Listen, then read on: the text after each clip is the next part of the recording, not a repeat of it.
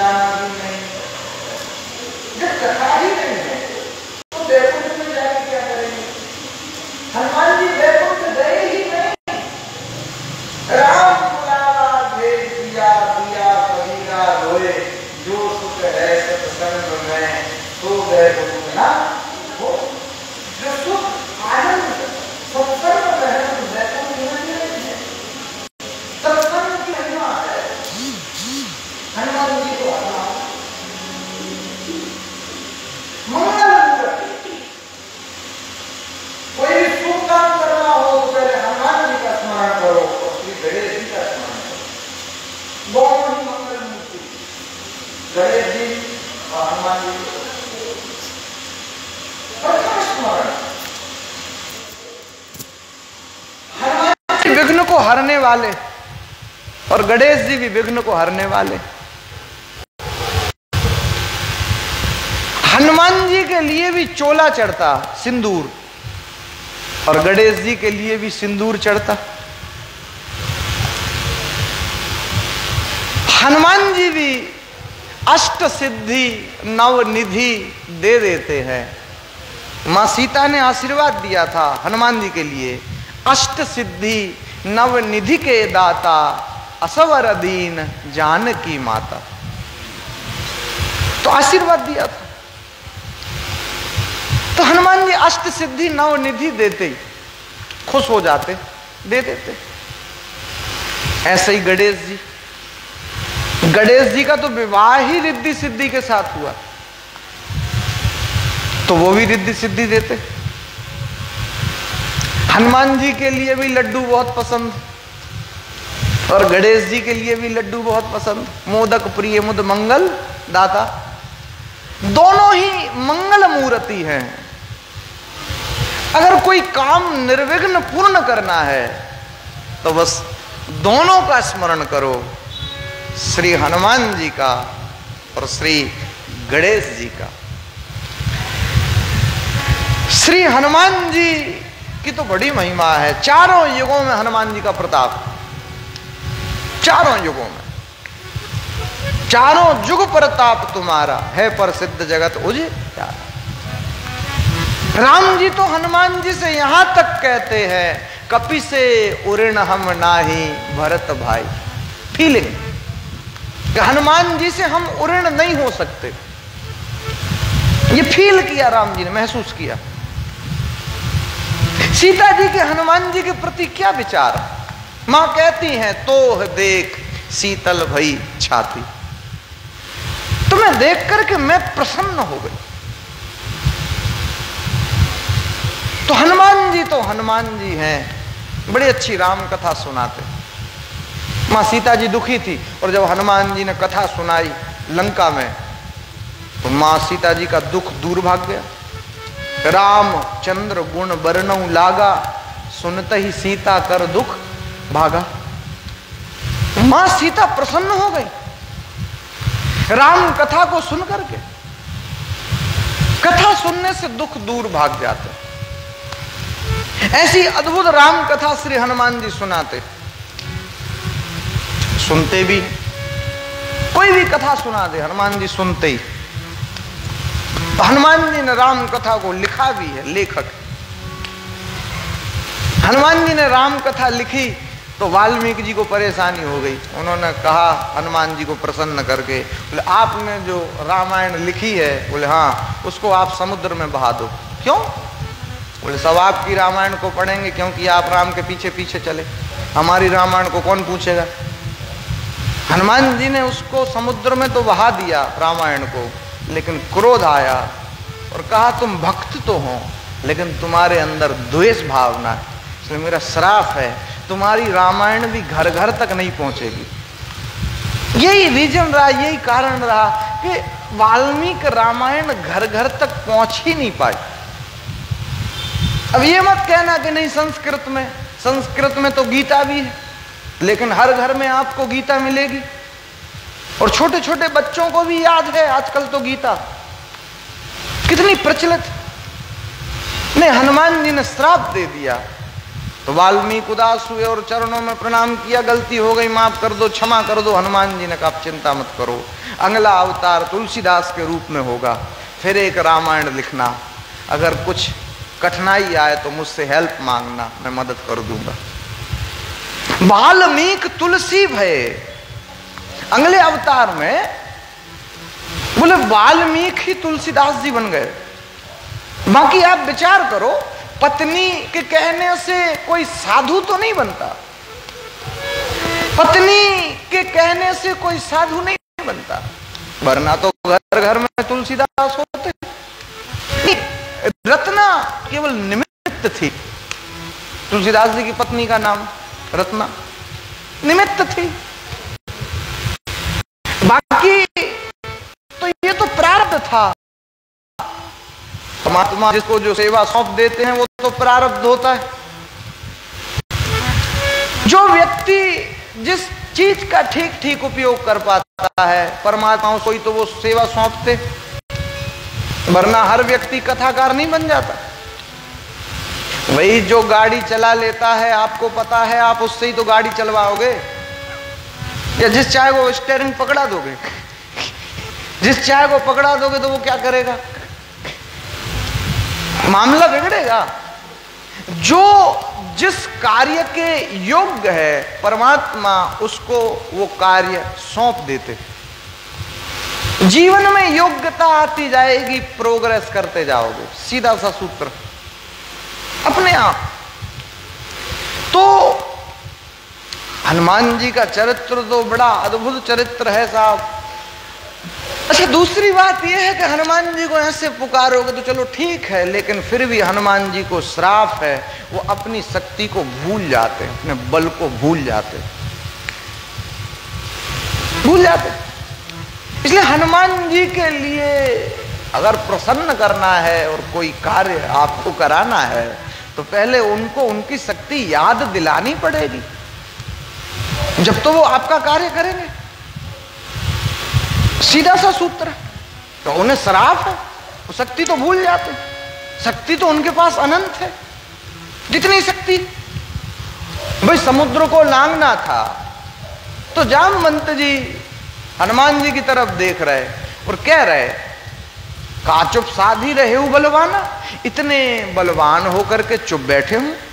हनुमान जी फिर भी शांत रहे, लेकिन जामवंत जी ने एक बात कही, उसको सुनकर के हनुमान जी ने विराट रूप बनाया। कौन सी बात कही? राम काज लगी तब अवतारा, सुनते भयऊ पर्वताकारा। श्री हनुमान जी ने पर्वत के आकार का रूप बना लिया। क्यों बना लिया? अरे बोले तुम्हारा तो कार्य ही राम के, तुम्हारा तो अवतार ही राम के कार्य के लिए हुआ। राम काज लगी तब अवतारा।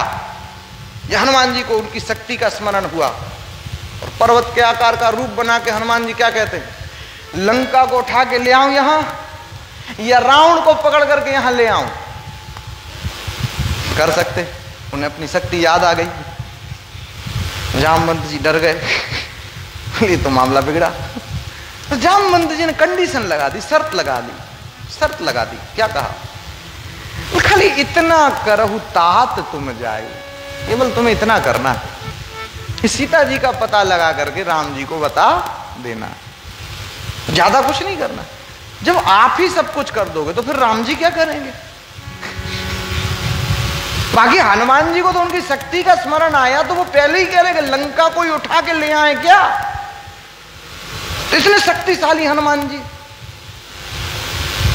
तो हनुमान जी हैं। एक बार रावण ने हनुमान जी से कहा, हनुमान जी ने रावण से कहा एक काम करो, एक मुक्का तुम हमें मार लो, एक हम तुम्हें मार लेते। रावण ने कहा ठीक है। तो हनुमान जी ने रावण से कहा पहले तुम ही मार लो। रावण ने कहा वो क्यों? क्योंकि तुम मार लो, क्योंकि अगर हमने एक ही मारा और तुम बच ही नहीं पाए तो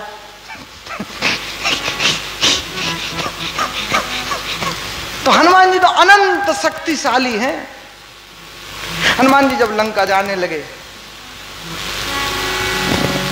भजन तो गाएंगे, थोड़ा माहौल बनाते। हनुमान जी लंका जाने लगे, किसी ने कहा कि रावण बहुत बलशाली है। अरे बोले हनुमान जी भी कम नहीं है। कैसे हैं? अतुलित बलधामम, जिनके बल की कोई तुलना ही नहीं। बोले पर रावण की सोने की लंका है। बोले रावण की तो सोने की लंका है, हनुमान जी उनकी तो देह ही सोने की, स्वर्ण शैलाव देहम। बोले पर रावण तो दुष्टों का राजा है। बोले हनुमान जी दुष्टों को मारने वाले हैं, दनूज वन कृसानम। बोले रावण तो बहुत ज्ञानी है। बोले रावण तो केवल ज्ञानी है, हनुमान जी ज्ञानी नाम अग्रगण्यम, ज्ञानियों में भी सबसे आगे। बोले पर रावण के पास तो बहुत से गुण हैं। बोले रावण के पास बहुत से गुण होंगे, लेकिन हनुमान जी सकल गुण निधानम, सारे के सारे गुण हनुमान जी के अंदर विद्यमान हैं। बोले पर रावण तो राक्षसों का राजा है। अरे बोले हनुमान जी भी कम नहीं है। कैसे हैं? बानराणाम अधीसम, बानरों के राजा है। बोले पर रावण तो शंकर जी का पक्का चेला है। अरे बोले हनुमान जी भी कम नहीं है, रघुपति प्रिय भक्तम वात जातम नमामि, जो राम जी के लिए बहुत ज्यादा प्रिय है वो श्री हनुमान जी है। हनुमान जी अगर मध्यस्थता कर देना तो राम जी तुमसे मिलेंगे ही मिलेंगे। सुग्रीव से नहीं मिलते, लेकिन हनुमान जी के कहने पर मिले और मित्रता भी की। क्योंकि राम दुआरे तुम रखवारे, राम जी के जो द्वारपाल हैं वो श्री हनुमान जी ही तो हैं। और हनुमान जी तो जिसको चाहे राम जी से मिला दे। तुलसीदास जी को मिलाने वाले राम से हनुमान जी ही तो थे। कथा तो नहीं सुनाऊंगा, सबने तो पढ़ी है। वो भूत खुश हो गया। भूत से तुलसीदास जी ने कहा मुझे ना राम जी से मिलना है। बोले राम जी तक तो हमारी पहुंच नहीं है। फिर बोले हनुमान जी तक है। तो बोले ठीक है हनुमान जी से ही मिला दो। और हनुमान जी से मुलाकात कराई तो हनुमान जी ने कहा मैं तुम्हें जरूर राम से मिलाऊंगा। और चित्रकूट का पावन घाट है, वहां तुलसीदास जी तिलक चंदन लगा रहे। और हनुमान जी ने क्या किया कि तोते का रखा रूप, तोते का। सुखदेव जी तो बाद में, हनुमान जी ने पहले ही तोते का रूप रख लिया। और तोते का रूप रख करके हनुमान जी कहते हैं चित्रकूट के घाट पर भई संतन की भीड़, तुलसीदास चंदन घिसे तिलक देत रघु वीर। आहा, ऐसा जब कहा तो बड़े चकित तुलसीदास जी समझ गए। बोले यही राम जी हैं। छोटे से बालक का रूप बना करके राम और लक्ष्मण आए थे। बस तुलसीदास जी चरणों में गिर पड़े, राम प्रसन्न हो गए। तुलसीदास जी को राम से मिलाने वाले श्री हनुमान जी ही तो हैं। हनुमान जी का स्मरण करो, तुम्हारे रोग नष्ट हो जाएंगे। नासै रोग हरे सब पीड़ा, जपत निरंतर हनुमत वीरा। ऐसा कोई कार्य संसार में नहीं है जिसको श्री हनुमान जी महाराज पूरा ना कर सके। कवन सुकाज कठिन जग माही, जो नहीं होई तात तुम पाही। श्री हनुमान जी तो हनुमान जी हैं, रौद्र रूप हैं, कुछ भी कर सकते। प्रसन्न जिसके ऊपर हो जाएं उसके ऊपर तो कृपा बरस जाती और खुश हो जाएंगे। घर के बाहर लिखो राम, घर में लगाओ तुलसी और जीवन को आनंद से जियो। रामायुध अंकित ग्रह शोभा वर्णि न जाए, नव तुलसी का वृंद तहां देखी हरस कपि राय। हनुमान जी ये देख करके खुश हो जाते हैं, घर के बाहर राम लिखा है और घर घर में तुलसी लगी है। हनुमान जी खुश हो जाते हैं और कृपा करते हैं। अष्ट सिद्धि नव निधि के दाता, अष्ट सिद्धि दे देते हैं, नव निधि दे देते हैं। श्री हनुमान जी ऐसे है। हनुमान जी की तो बड़ी महिमा है, बहुत महिमा है।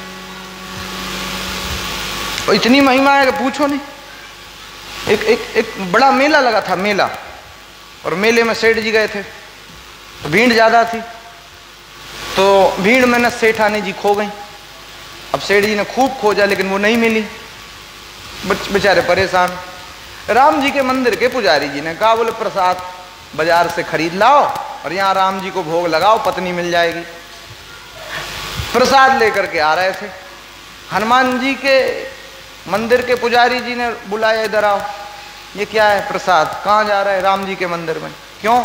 पत्नी खो गई है। उन्होंने कहा है पुजारी जी ने, राम जी के मंदिर के पुजारी जी ने, भोग लगा दो तो पत्नी मिल जाएगी। अरे बोले राम जी खुद अपनी पत्नी को नहीं ढूंढ पाए, राम जी की सीता जी खोई तो राम जी खोज पाए क्या? भाई राम जी की सीता जी को खोजने वाले हमारे हनुमान जी, ये स्पेशलिस्ट है। एक काम करो, तुम तो हनुमान जी को भोग लगा दो, तुम्हारी पत्नी मिल जाएगी। और बात भी समझ में आई। बोले सीता जी खो गई थी तो राम जी तो नहीं खोज पाए थे, हनुमान जी ने ही खोजा था, इसलिए बात जमी। और हनुमान जी के लिए जब भोग लगाया और मंदिर की परिक्रमा सेठ जी करने लगे तो मंदिर की परिक्रमा में ही सेठ जी को उनकी पत्नी मिल गई। अरे तू, अरे मैं तो आपको ही खोज रही थी। अरे कोई बात नहीं, ऐसे श्री हनुमान जी है। हनुमान जी की तो महिमा है, स्मरण करेंगे, गाएंगे आनंद के साथ। अरे दुनिया में देव हजारों हैं,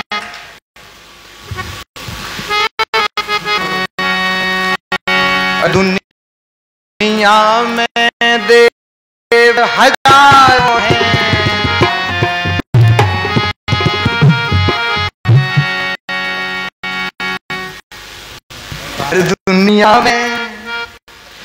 दुनिया में देव हजारों हैं, बजरंगबली का क्या कहना। दुनिया में देव हजारों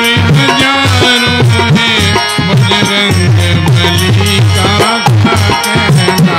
दुनिया में देव हजारों हैं, बजरंगबली का क्या कहना। दुनिया में देव हजारों हैं, बजरंगबली का क्या कहना। इनकी शक्ति का क्या कहना, इनकी भक्ति का क्या कहना। इनकी शक्ति का क्या कहना, इनकी भक्ति का क्या कहना। दुनिया में देव हजार हैं, बजरंगबली का क्या कहना। दुनिया में देव हजारों हैं, बजरंगबली का क्या कहना। ये सात समुंदर पार गए, ये लंका में कूद गए। ये सात समुंदर पार गए और लंका में कूद गए। रावण को डराना क्या कहना, लंका को जलाना क्या कहना। को डराना क्या कहना, लंका को जलाना क्या कहना। दुनिया में देव हजारों हैं, बजरंगबली का क्या कहना। दुनिया में देव हजारों हैं, बजरंगबली का क्या कहना। इनकी शक्ति का क्या कहना, इनकी भक्ति का क्या कहना। इनकी शक्ति का क्या कहना, इनकी भक्ति का क्या कहना। दुनिया में देव हजारों हैं, बजरंगबली का क्या कहना। दुनिया में देव हजारों हैं, बजरंगबली का क्या कहना। जब लक्ष्मण जी बेहोश हुए, बूटी लाने गए। जब लक्ष्मण जी बेहोश हुए, संजीवन बूटी लाने गए।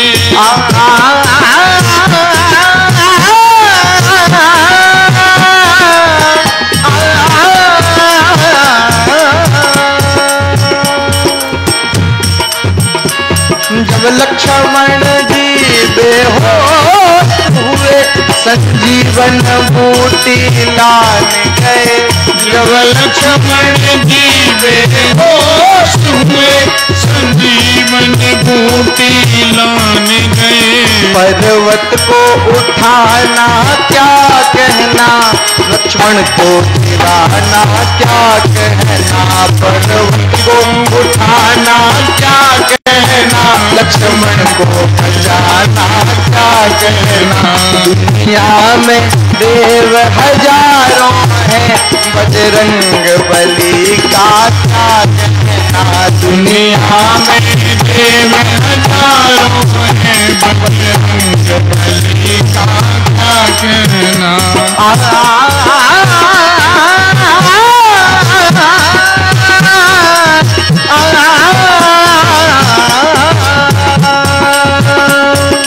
मेरा आपकी कृपा से सब काम हो रहा है, मेरा आपकी कृपा से सब काम हो रहा है।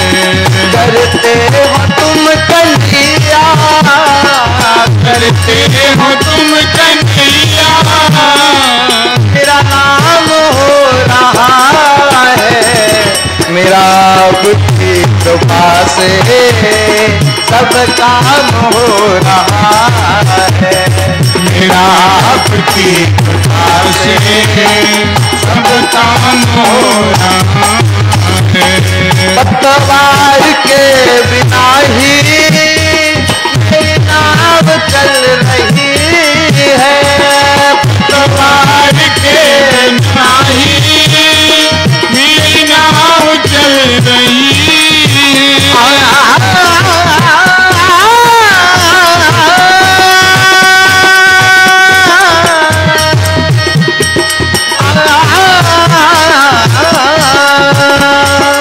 पतवार के बिना ही मेरी नाव चल रही है, पतवार के बिना ही मेरी नाव चल रही है। हैरान है जमाना, मंजिल भी मिल रही है, हैरान है जमाना, मंजिल भी मिल रही है। करता नहीं मैं कुछ भी,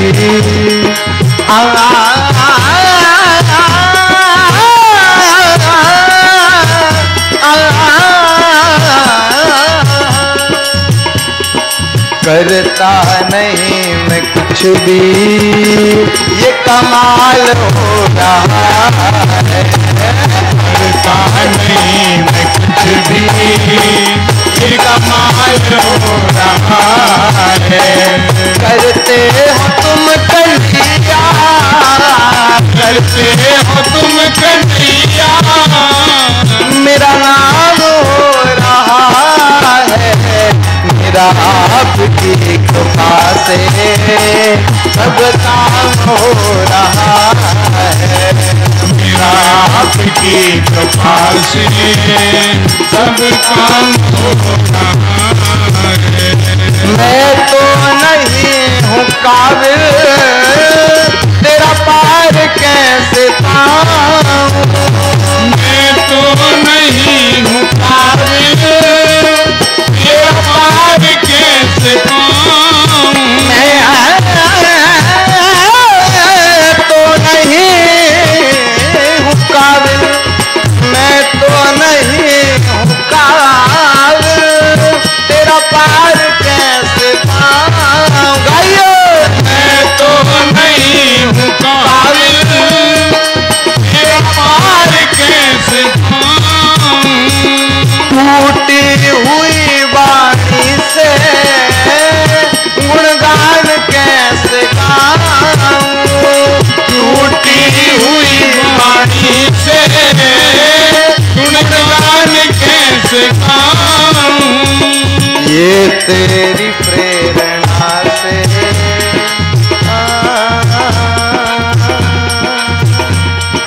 ये तेरी प्रेरणा से ये कमाल हो रहा है, ये तेरी प्रेरणा से ये कमाल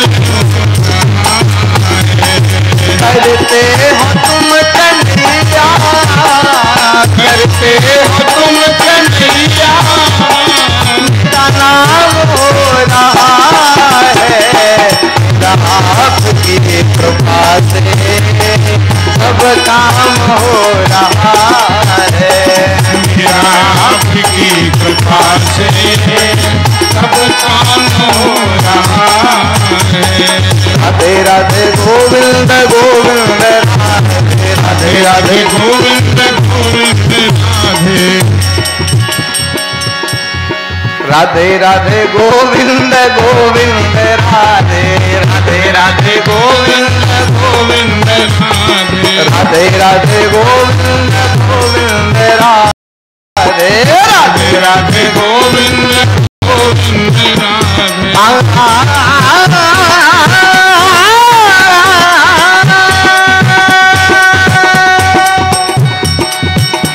जब नीले नीले अंबर पर घनघोर घटा छा जाती है, जब दिल सावन के होते हैं और वायु मधुर सुहाती है, एक दर्द सद में उठता है प्यारे, एक दर्द सद में उठता है और याद तुम्हारी आती है,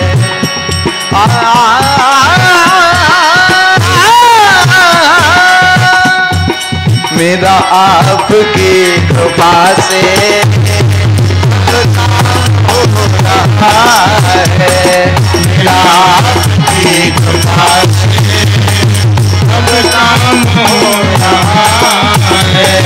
करते हो तुम कन्हैया, करते हो तुम कन्हैया, मेरा नाम हो रहा है, मेरा आपकी कृपा से सब काम हो रहा है, मेरा आपकी कृपा से सब काम हो रहा है।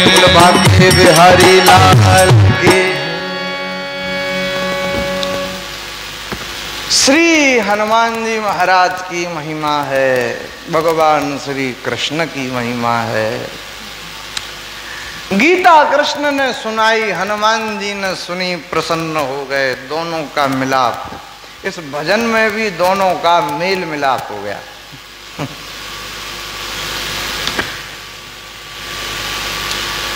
कहते हैं भगवान श्री कृष्ण के कान में बात आई, बोले बात ऐसी ऐसी चल रही है।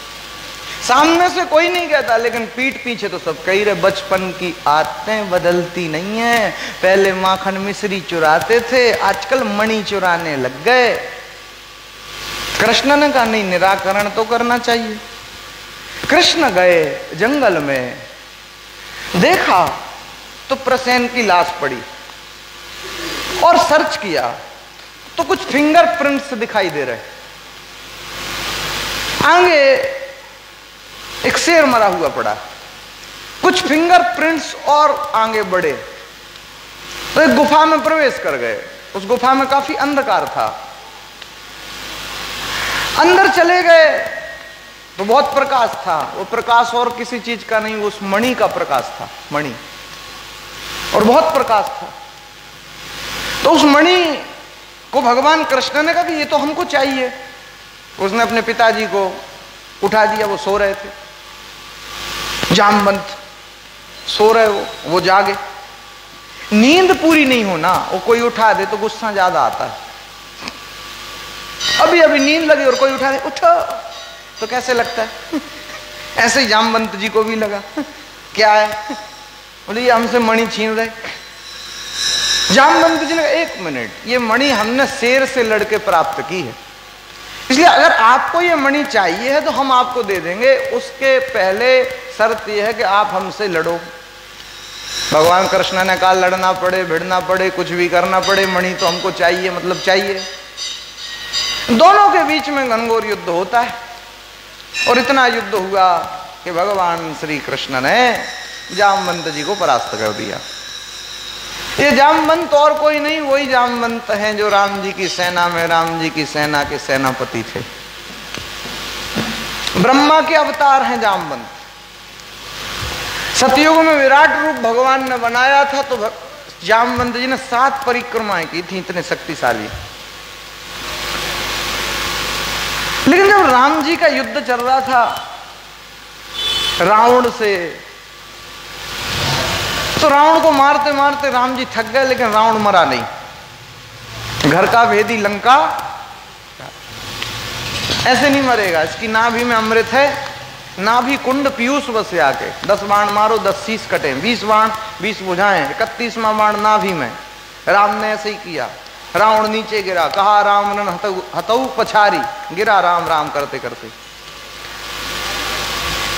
रावण तो मर गया, सब प्रसन्न हो गए, खुश हो गए, नाच रहे बंदर वगैरह सब। लेकिन जामवंत जी का मुंह तर गया। भगवान ने कहा खुशी का माहौल है, सब खुश खुश हैं, प्रसन्न है, नाच रहे, तुम अकेले रो उदास हो, क्या हो गया भाई? खुशी के मौके पर प्रसन्न रहो, उदास हो क्या गया? बोले मन की तो मन में ही रह गई। ऐसे ऐसे क्यों कह रहे, बताओ मुझे। बोले बात यह कि रावण से हमको द्वंद्व युद्ध करना था, पर आपने ही मार दिया, अब मार ही दिया तो क्या करें। भगवान ने कहा आप चलो, उदास मत रहो, वरदान मांग लो, क्या चाहिए। तो जामवंत जी गुस्से में तो थे ही, तो जामवंत जी ने वरदान में मांगा, बोले हम तो आपसे ही द्वंद्व युद्ध लड़ना चाहते। भगवान ने कहा अभी तो नहीं लड़ेंगे, कृष्ण अवतार में जरूर लड़ लेंगे, क्योंकि अभी तो मामला बैठेगा नहीं। इस टाइम पे हम मर्यादा पुरुषोत्तम श्री राम हैं, और सेवक और स्वामी के बीच में युद्ध होगा तो बात तो अमर्यादित हो जाएगी। इसलिए कृष्ण अवतार में शिक्षा को पूरा कर देंगे, जब तक तुम और थोड़ा अपना शरीर वगैरह बना लो, डोले सोले तैयारी कर लो। जामवंत जी ने कहा ठीक है, कृष्ण अवतार में युद्ध कर लेना, हमें क्या। तब से जामवंत बैठे थे। आज जब युद्ध हुआ श्री कृष्ण से, तो जामवंत युद्ध हार गए, तो जामवंत ने कृष्ण के चरण पकड़ लिए। बोले साधारण व्यक्ति तो मुझे नहीं हरा सकता, साधारण इंसान तो मुझे हरा ही नहीं सकता, आप विशेष हैं, और मुझे तो ऐसा लगता कि आप मेरे राम हैं, तो मुझे आप उस रूप का दर्शन कराइए ना, राम वाले रूप का। ये इष्ट के प्रति एक भाव है, भाव। जैसे तुलसीदास जी वृंदावन गए तो वो जहां देखो कृष्ण भगवान मोर मुकुट बंसी, मोर मुकुट बंसी, तुलसीदास जी ने कहा प्रणाम ही नहीं करते, क्यों? एक काम करो, ये बांसुरी नीचे रखो, धनुष बाण उठाओ तो प्रणाम करेंगे। तुलसी मस्तक नवत है, धनुष बाण ले हाथ, और अपने जन के कारण श्री कृष्ण भये रघुनाथ। अपने भक्तों के लिए कृष्ण ही राम बन गए, बन जाते। राम कृष्ण दोनों एक ही हैं, लेकिन मैं कहता हूं भाव की बातचीत। तुम एक ही हो, लेकिन किसी को तुम कुर्ता पजामा पहन के आते हो तो अच्छे लगते हो, किसी के लिए तुम सफारी सूट पहन के आते हो तो अच्छे लगते हो। तुम तो एक ही हो, लेकिन तुम्हारा गेटअप जो है, तुम्हारा भेष जो है, वो थोड़ा सा चेंज हो जाता है। अब सामने वाले को कौन से भेष में आप अच्छे लग रहे हैं, वो अब उसकी थिंकिंग। ऐसे ही भगवान ने अपना रूप जब दिखाया राम का, तो प्रसन्न हो गए जामवंत। बचपन की यादें तरोताजा हो गई, खुश हैं, आनंदित हैं। बचपन की याद है, कभी फोटो देख लेते हो बचपन की एल्बम वगैरह में, तो कैसे लगता है, पूरी कहानी बखान देते। मैं तो बचपन में ऐसा करता था, मैं तो बचपन में ऐसा था, ये करता था। फोटो से तुम बचपन में पहुंच जाते हो। ऐसे ही जब राम को देखा तो जामवंत राम अवतार में पहुंच गए। कृष्ण अपने अवतार में आए, रूप में आए। जामवंत जी जगह लाओ भैया मणि लाओ, हम जाएं। बोले प्रभु हम मणि नहीं दे सकते। यही सीखा तुमने राम जी से? भाई राम जी तो वो जो कह रहे थे कि प्राण जाएं पर वचन न जाएं, रघुकुल रीत सदा चली आई। और अभी तुम बात कह के और मुकर गए। तुमने कहा था हमको युद्ध में हरा दो, हम मणि दे देंगे। अब तुम परास्त हो गए, उसके बाद भी तुम मना कर रहे कि हम मणि नहीं दे सकते। यही सीखा राम जी से। जामवंत जी ने कहा नहीं प्रभु हम खुद धर्म संकट में। काहे का धर्म संकट? कोई चीज ना अपनी लड़की को दे देते हैं तो उससे वापस थोड़ी ना लेते। कहीं कहीं तो पिता अपनी पुत्री के घर का पानी भी नहीं पीते, रीति है। तो अब कोई चीज अपनी हमने लड़की को दे दी, वो मणि, तो उससे कैसे वापस ले? भगवान ने कहा फिर? बोले प्रभु मैं ना इसका पाणी ग्रहण मतलब विवाह आपके साथ कर देता हूं और दहेज के रूप में वो मणि आपको संभला दूंगा। मेरी लड़की आपको पसंद तो है?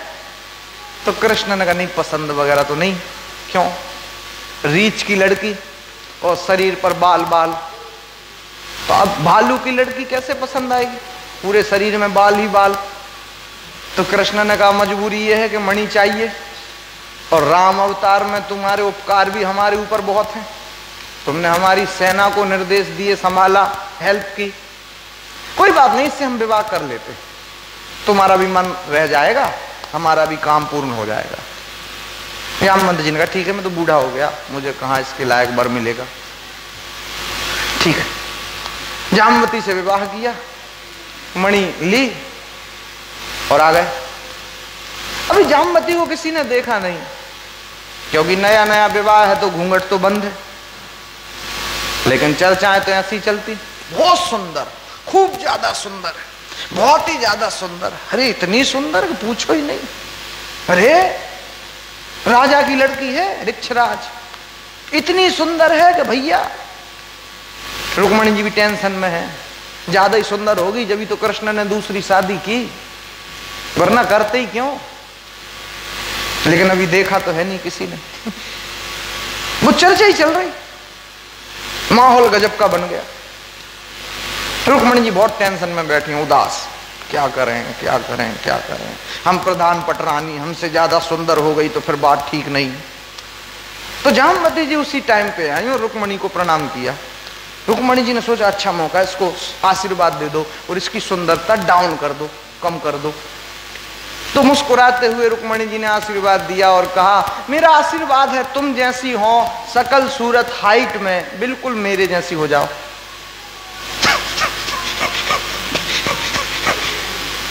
अब उन्होंने तो आशीर्वाद कुछ अलग तरीके से दिया था, लेकिन वो आशीर्वाद मिला कुछ अलग तरीके से। ऐसे ही मामला है। वो देखा तो जामवती के बाल एकदम सब गायब हो गए, वो शकल बिल्कुल रुक्मणी के जैसी। ये भी ठीक।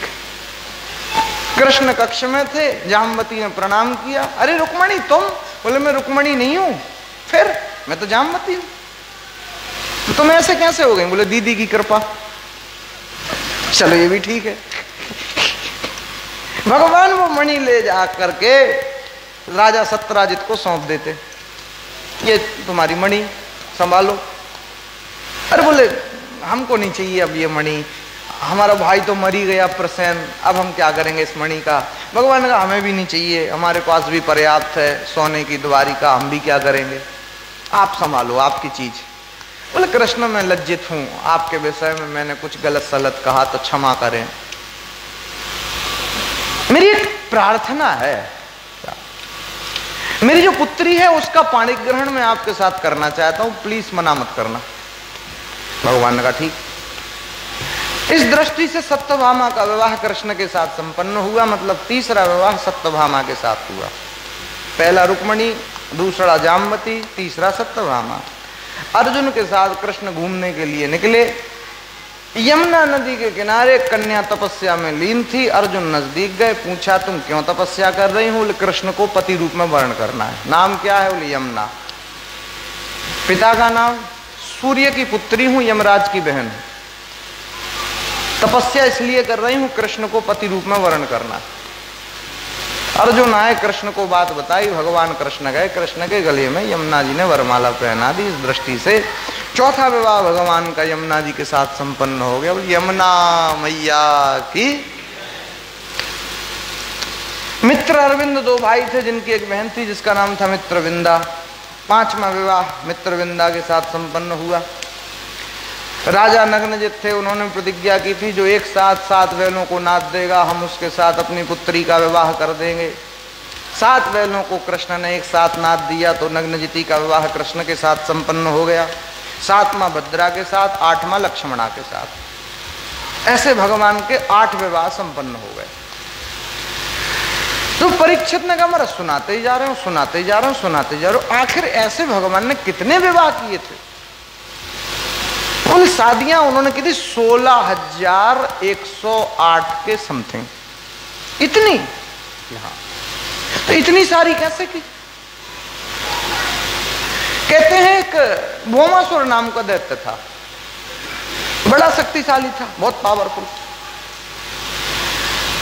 वो क्या करता था? साई को था, सन की राजाओं से लड़ता, उनको युद्ध में हराता, उनकी जो राजकुमारियां होती थी उनको कैद में बंद कर देता। करीब करीब उसने 16,000 राजाओं के समथिंग युद्ध में हराया और 16,000 के समथिंग राजकुमारियां बंद थी कैद खाने में। दुखी थी, कृष्ण को पत्र लिखा। पिंजड़ा पिंजड़ा है, सोने का हो, लोहे का हो, चांदी का हो, उससे कोई ज्यादा फर्क नहीं पड़ता है। पिंजड़े में पक्षी दुखी है या सुखी? दुखी। जबकि उसकी जरूरत से ज्यादा केयर हो रही है, देख रेख। हर मौसम में हर फल उसे उपलब्ध कराया जा रहा है, लेकिन उसके बाद भी वो दुखी है। क्यों है? मैं तो कहता हूं किसी पक्षी को कैद में बंद करना ही नहीं चाहिए, गलत है। पक्षी पालते थे पुराने जमाने में संत लोग, तो वो खुले रहते थे, उन्हें पिंजड़े में बंद नहीं करते थे, खुले खुले आसमान में। और किसी की स्वतंत्रता को छीनना अपराध, नहीं करना चाहिए। जिनने पाल रखा हो तोता वगैरह वो ठीक है, अब आगे नहीं पालना, उसको छोड़ना नहीं, वरना बिल्ली खा जाएगी। गलती हो गई जो हो गई। कई बार तो कथाओं में लेके लोग आ जाते, पिंजड़े में तोता। मैंने कहा ये क्या? तो सुखदेव। मैंने कहा वैसे ही बेचारा परेशान, घर में ही रखो तुम इसको। अरे मिट्टी का रख लो, कपड़े का रख लो, प्लास्टिक का रख लो, जरूरी है बेचारे को परेशान करना?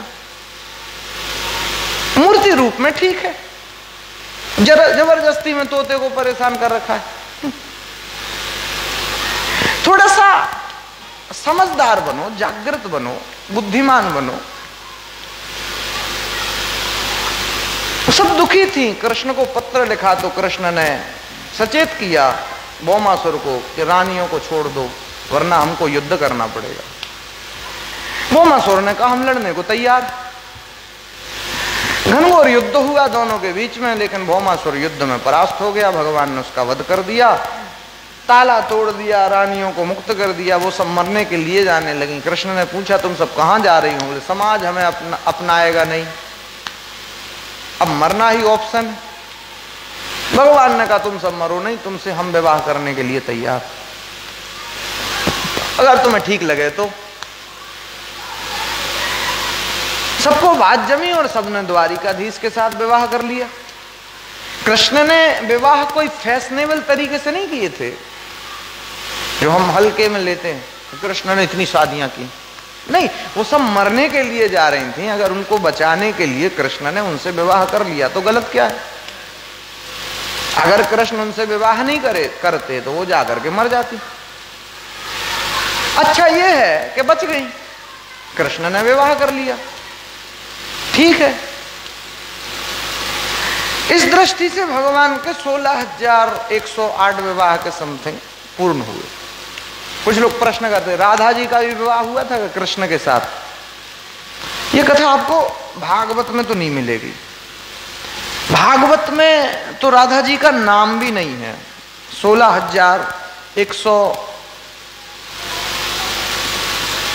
मतलब भागवत में राधा का नाम स्पष्ट रूप से है ही नहीं। 18,000 श्लोक है, नहीं। अन्य पुराणों में, ग्रंथों में कथा मिल जाएगी। ये मिलेगी आपको गर्ग संहिता में। राधा जी का विवाह कृष्ण के साथ हुआ था, ब्रह्मा जी ने कराया था। पंडित के रूप में ब्रह्मा जी थे, और भांडरीक वन में, लोकेशन ब्रज में है भांडरीक वन, उस जगह पर ब्रह्मा जी ने राधा जी का विवाह कृष्ण के साथ कराया। राधा शब्द है ही नहीं भागवत में, क्योंकि राधा शब्द सुनते ही सुखदेव जी की आंख से अश्रु बहते, समाधि लगती, तो फिर कथा कैसे सुनाते? इसलिए राधा शब्द का प्रयोग नहीं किया गया। बहुत सी बातें रामचरितमानस आप पढ़ोगे तो उसमें तुलसीदास जी के गुरु जी का नाम स्पष्ट रूप से कहीं नहीं आया। वैसे उनके गुरु जी का नाम था नरहरि दास, लेकिन स्पष्ट रूप से आया नहीं। आप कोई चौपाई में नहीं बता सकते। कृपा सिंधु नर रूप हरि, ऐसे कुछ अलग अलग टाइप में शब्द हैं, लेकिन स्पष्ट रूप से गुरु जी का नाम है नहीं रामचरितमानस में। महिमा खूब है, बंदहु गुरुपद पदुम परागा। चौपाइयों की शुरुआत तुलसीदास जी ने गुरु जी को प्रणाम करके की, लेकिन नाम का उल्लेख नहीं है। तो इस प्रकार से भगवान के विवाह हुए थे 16,108 के समथिंग। फिर मतलब प्रद्युम्न हुए, फिर उनके पुत्र अनिरुद्ध हुए। अनिरुद्ध के भी 2 विवाह हुए थे। कथा सबने सुनी। एक तो विवाह हुआ था, विवाह में थोड़े नशे में भी मस्त थे, बारात में गए थे, और पुराना जमाना तो वो जुआ खेलने लग गए, पांसे फेंक रहे। इधर से बलराम जी आ गए, उधर से रुक्मी आ गया। और जुआ में लड़ाई ना हो तो बात फीकी लगती, क्योंकि जो पार्टी हारती है वो ऐसे शब्दों का प्रयोग करता है कि सामने वाला का सुन के खून खोल उठता है। बस बिगड़ गया मामला। बलराम जी में और रुक्मी में युद्ध हो गया। बलराम जी ने रुक्मी का वध कर दिया।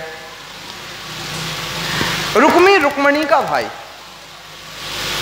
उसने प्रतिज्ञा की थी कि कृष्ण को नहीं हरा पाएंगे तो पुनः इस नगरी में तुम्हें मुंह नहीं दिखाएंगे। तो वो कृष्ण को नहीं हरा पाया, तो उस नगरी में वो गया ही नहीं, कुंदनपुर में नहीं गया। एक अलग से नगर बसाया, भोजकट, और उस भोजकट के राजा के रूप में रुक्मी रहता था। तो मतलब रुक्मी का वध किया तो रुक्मणी जी क्रोधित हो गई, होना ही था। लेकिन कृष्ण तो शांत थे। कृष्ण अगर कहते कि नहीं भैया ने ठीक किया तो रुक्मणी जी गुस्सा करती, क्या तुम ठीक करते हो, तुम्हारे भाई ठीक करते हैं, बुरे तो हम लोग हैं। अगर कृष्ण कहते कि नहीं नहीं बड़े भैया ने तो गलत कर दिया, तो फिर बलराम जी की बात सुनो, हाँ तू तो अभी से ही जोरू का गुलाम हो गया, मुझ में गलती दिख रही। परिवार की स्थिति बड़ी विचित्र होती है साहब, नहीं संभाल पाते। कोई मजाक में कह रहा था, बोले जो लड़का होता है वो तो जिंदगी भर विद्यार्थी रहता है। मैंने कहा कैसे? बोले जिंदगी भर विद्यार्थी ऐसे रहता है कि लड़की सोचती है उसकी पत्नी कि इसको इसकी माँ सिखा रही, और उसकी माँ सोचती है कि इसको मेरी बहू सिखा रही। और जीवन भर विद्यार्थी। अब बेचारा किसका पक्ष ले? अगर माँ की तरफ बोले तो पत्नी नाराज, और पत्नी की तरफ बोले तो फिर माँ नाराज। इसलिए बीच में बड़ी समस्या होती। पक्ष भी किसी का नहीं ले पाता, जानते हुए भी धर्म न्याय नीति की बात नहीं कर पाता। अब ऐसे ही है मामला। परिवार को संभालना एक कठिन विषय है, दिमाग का कठिन है विषय, नहीं संभाल सकते। खैर चलो ठीक है। गोस्वामी जी तो यहां तक कहते ग्रह कार्य नाना जंजाला ते अति दुर्गम शैल विशाला। ग्रह कार्य मतलब घर के जो कार्य हैं वो बड़े कठिन हैं। हर पर्वत की ऊंचाई है, लेकिन इस पर्वत की कोई ऊंचाई नहीं है। सबसे बड़ा पर्वत गृहस्थ आश्रम तो सर्वश्रेष्ठ है। लेकिन कृष्ण तो कृष्ण है। दूसरा विवाह हुआ था अनिरुद्ध का बाणासुर की पुत्री के साथ। लड़की का हरण हुआ, स्त्री का हरण हुआ, ऐसे बहुत से सुना होगा आपने, लेकिन पुरुष का हरण हुआ, ये कुछ डिफरेंट कथा है। बस यही कथा है भागवत में। क्या है, बाणासुर जो था बहुत शक्तिशाली था। दूसरी क्वालिटी ये थी कि उसके 10,000 हाथ थे। तीसरी क्वालिटी ये थी कि शंकर जी का बड़ा प्रिय भक्त था। उसकी जो लड़की थी जिसका नाम था ऊषा, ऊषा रोजाना सोती तो सोते सोते ऊषा को स्वप्न आता और स्वप्न में एक पुरुष दिखाई देता। अच्छा, एक आध दिन दिखे तो कोई बात नहीं, 2-4 दिन दिखे तो भी कोई बात नहीं, वो तो रेगुलर पर डे। तो उससे रहा ना गया और उसने अपनी सहेली से बात डिस्कस की। उसकी सहेली का नाम था चित्रलेखा। बोले मैं सोती हूं, सोते सोते मुझे सपने में पुरुष दिखता है, काफी दिन हो गए। चित्रलेखा, आप नाम से हिसाब किताब लगा लो। आप चित्र बनाने में बड़ी होशियार। पहले बच्चों के गुण धर्म देख के उसके नाम रख देते थे। जैसे बढ़िया हट्टा कट्टा सा है बच्चा, जन्म हुआ और बस नाम रख दिया पहलवान सिंह। हाँ, ऐसे नाम रख देते। ऐसे मतलब चित्रलेखा, तो वो चित्रकारी में बड़ी होशियार थी। तो उसने कहा अच्छा बताओ जरा कैसा पुरुष दिखता है तुम्हें, और वो चित्र बनाने लग गई। और चित्र जब बनकर के रेडी हुआ, तैयार हुआ, तो वो चित्र तो द्वारिकाधीश के जैसा बन गया। अरे बोले हाँ, कुछ कुछ ऐसे ही ऐसे लगते थे, पूर्णता तो नहीं लेकिन कुछ कुछ अच्छा हो गया। चलो ठीक, गहराई से पता लगाया तो पता चला कि वो तो अनिरुद्ध है, कृष्ण के पुत्र प्रद्युम्न, उनके भी पुत्र अनिरुद्ध। अनिरुद्ध अपने कक्ष में सो रहे और सोते हुए अनिरुद्ध का हरण हो गया माया के प्रभाव से। हरण, अनिरुद्ध ने आंख खोली, अरे मैं इधर कहां से आ गया, मैं तो इधर सोया ही नहीं था। राजकुमार ने कहा चुप चुप चुप, शोर मत करो, बात मत करो, तुम कौन हो, मैं इधर कैसे आ गया। बाहर सैनिक पहरा दे रहे थे। कान में ध्वनि गई और जाकर के राजा से शिकायत कर दी, महाराज राजकुमारी के कक्ष के अंदर से किसी पुरुष की आवाज आ रही। बाणासुर गुस्से में खड़ा हुआ, सैनिकों को लेकर के आया, द्वार खुलवाए गए। सामने अनिरुद्ध थे। सैनिकों पकड़ लो, जंजीरों में जकड़ लो, कैद खाने में बंद कर दो, इट्स माय ऑर्डर। पकड़ ली, खूब कहा मेरी कोई गलती नहीं, मैं इधर कैसे आ गया मुझे नहीं पता, मैं नहीं जानता, मैं मुझे क्षमा करो, मैं तो अपने महल में सो रहा था, इधर कैसे। एक नहीं सुनी, नहीं सुनी जाती, पुरुष की नहीं सुनी जाती, स्त्रियों की सुनी जाती।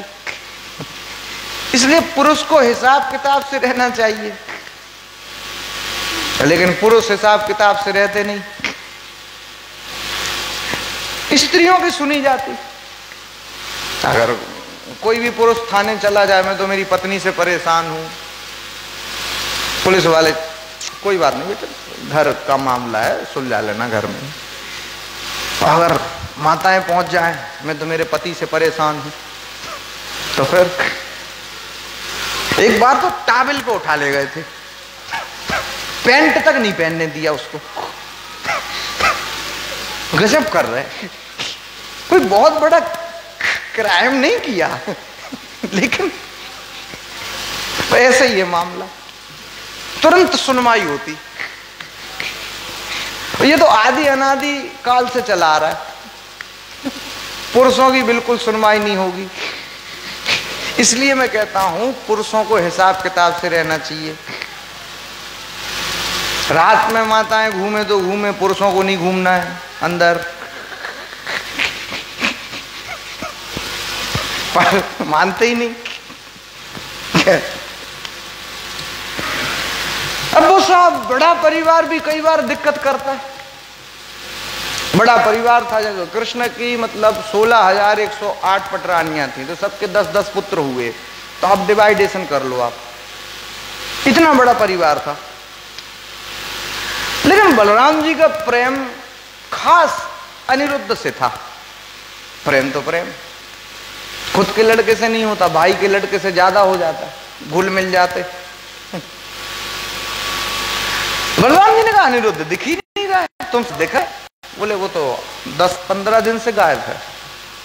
कहाँ है? कृष्ण से कहा, बोले पता तो लगाओ जरा अनिरुद्ध। कृष्ण ने पता लगाया तो बाणासुर के कैद में बंद। बाणासुर को पत्र भेजा, छोड़ दो अनिरुद्ध को वरना लड़ना पड़ेगा। बाणासुर माना नहीं, लड़ने के लिए तैयार हैं, और दोनों के बीच में घनघोर युद्ध हुआ। बाणासुर युद्ध हारने लग गया। बाणासुर शंकर जी का पक्का चेला था, महादेव की शरण में जा पहुंचा। बाणासुर ने भगवान शिव से रिक्वेस्ट की कि प्रभु युद्ध हार रहा हूं। भगवान ने कहा चिंता मत करो, हम चलेंगे तुम्हारे साथ लड़ने को, उठाओ मेरे त्रिशूल को। रास्ते में ही कृष्ण मिल गए, प्रणाम। आप तो इनकी तरफ से लड़ने को जा रहे, लौट जाओ। क्यों? इनका युद्ध हमसे ही चल रहा है। शंकर जी ने कहा काहे को लौट जाओ, तुम्हें तुम्हारा पौत्र प्रिय है तो हमें हमारा चेला प्रिय। युद्ध तो होगा, लड़ेंगे तो बोले फिर ठीक है आ जाओ।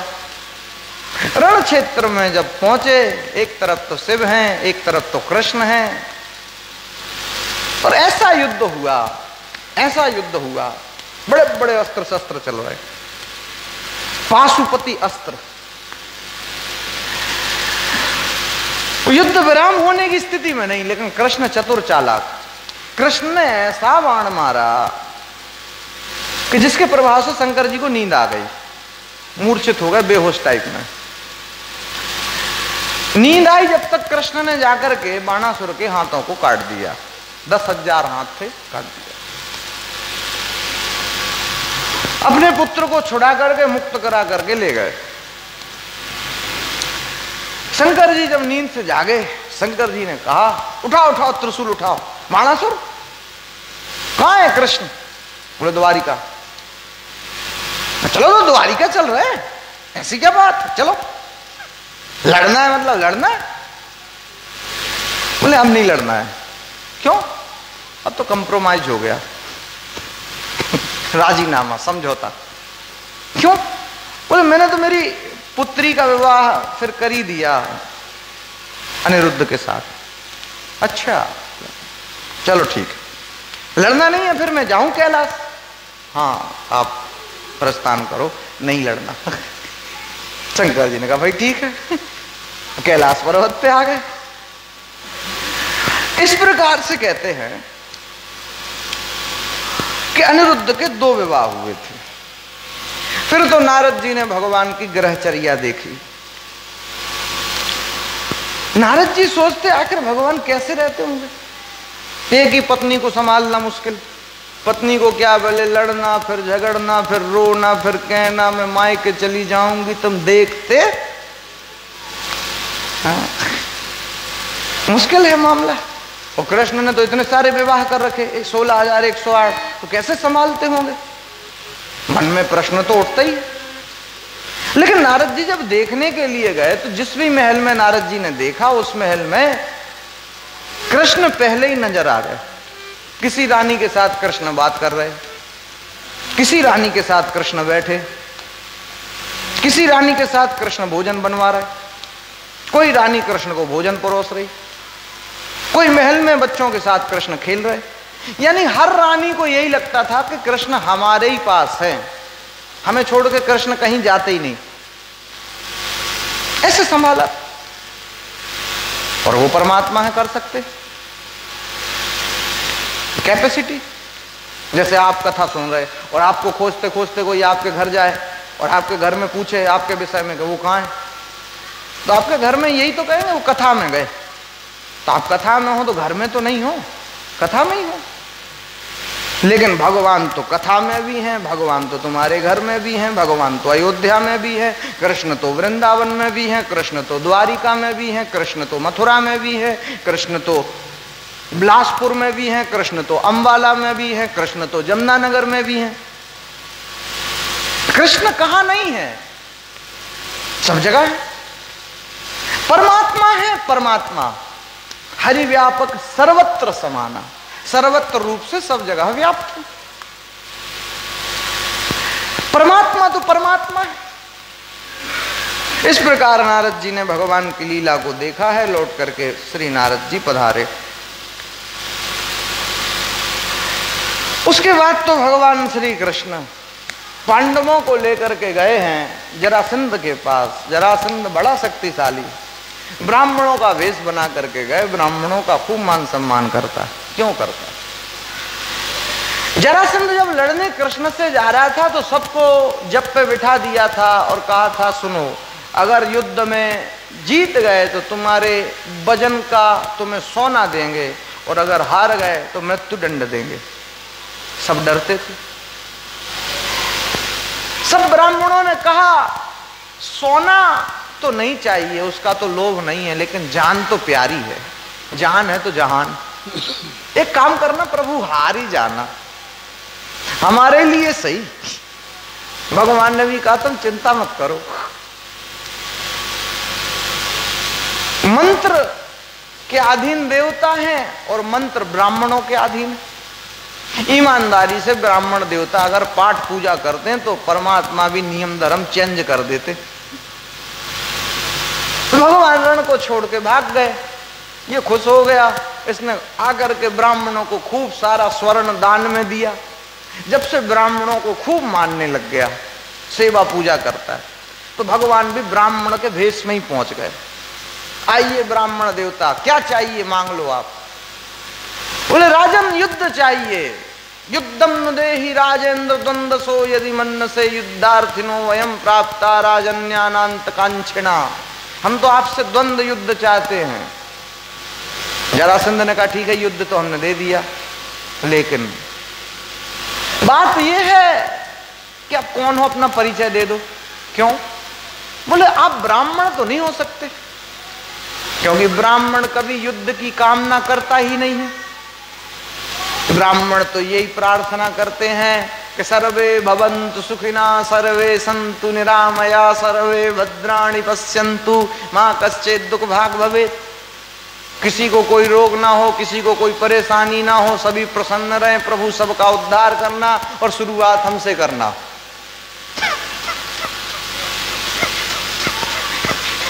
तो जब सबके काम धंधे अच्छे चलेंगे जभी तो फिर पूजा पाठ ज्यादा होगा, जभी तो स्वाहा स्वाहा होगा। अग्नि में स्वाहा और ब्राह्मण के मुख में आहा, एक ही फल मिलता है। अग्नि भी भगवान का मुख और ब्राह्मण भी भगवान का मुख। भगवान अपने रूप में आ गए। तो जरासंध ने देखते ही कहा, बोले आपसे तो लड़ ही नहीं सकते। कृष्ण ने कहा क्यों? बोले आप में क्वालिटी है। कैसी? बोले आप ना हारने लगते हैं तो दौड़ लगा देते हो और आपके भक्त पीछे पीछे आपकी जय जयकार करते हैं, बोले रण छोड़ रहा है भगवान की जय, तो आपसे तो लड़ेंगे ही नहीं। तो भगवान ने कहा अर्जुन से लड़ लो। अर्जुन तो छोटा है, इससे क्या लड़े? कोई बहुत पहलवान आदमी और छोटे से बच्चे से कहा कि लड़ो, क्या लड़े? भाई लड़ना भी उससे ही आनंदित होता है जिसको हराने में मजा आए। छोटे मोटे आदमी से क्या लड़े? अर्जुन तो छोटा है। अर्जुनो न भवेत योद्धा। भगवान ने कहा भीम से लड़ लो। हाँ, भीमस्तुल्य बलो ममा, ये ठीक है, मेरे समान बलशाली है, इससे लड़ लेंगे। दोस्ती, दुश्मनी, रिश्तेदारी बराबरी वालों में। भगवान भी खुश हो गए। अब आया ऊंट पहाड़ के नीचे। भगवान ने कहा भीम लड़ो, बहुत कर ली खुदाई वगैरह, जहां देखो उधर ही खोद दिया। लोग बताते महाराज ये कुआं भीम खोद गए, ये बावड़ी भीम ने खोद दी। कृष्ण ने कहा बहुत कर ली खुदाई वगैरह, अब तो लड़ो। खूब लड़ाई हुई, कुटपिट करके भीम आ गए। सूर्यास्त हो गया। सूर्यास्त होते ही युद्ध विराम हो जाता था। न्याय नीति धर्म से पहले लड़ाई होती थी। भगवान ने मलहम पट्टी लगा दी, औषधि वगैरह, और दूसरे दिन फिर रेडी कर दिया। हाँ जाओ, कुटपिट करके फिर आ गए। भगवान ने फिर मलहम पट्टी लगा दी, चलो जाओ। क्या होता है, एक आध दिन लक होता है, और जिस दिन अपना लक चल जाए ना, उस दिन तो गजब ही दिन बीतता है। हाँ गजब।